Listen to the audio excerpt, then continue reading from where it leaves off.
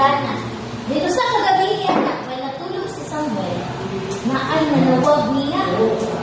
Samuel. Isa kaya to si Kuya Ronald? Ay, wala ka ay tingog. Samuel. Ito to?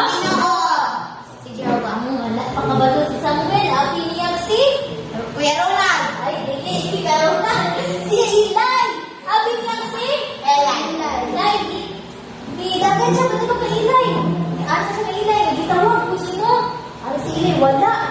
Danyala si Eli, kung malunggan sa dato niya ang tingog, sa ingon sa 1 Samuel 3:10, and Samuel said, "Speak, your servant is listening."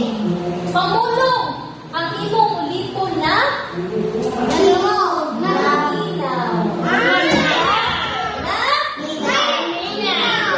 bata pa kayo sa Samuel nato. 12 years old. Yes, no, but kaedad na guro ninyo si Samuel. Pero 10 years old. Naminaw. naminaw si Samuel. Sa anong pangidarong karong kabalo na bata naminaw? Sa hindi na nagtinuhan na. Kasi kung kabalo ta magtubag-tubag, di ka kabalo maminaw. Kasi kabalo maminaw na rin. Kasi kabalo magtubag-tubag.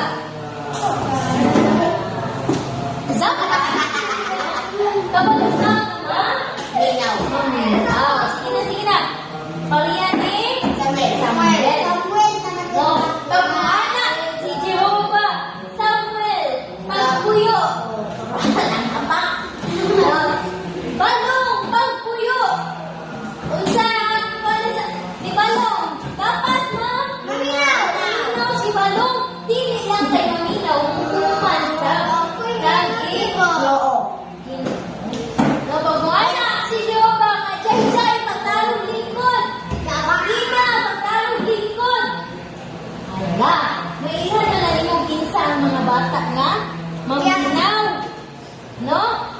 Pariyan ni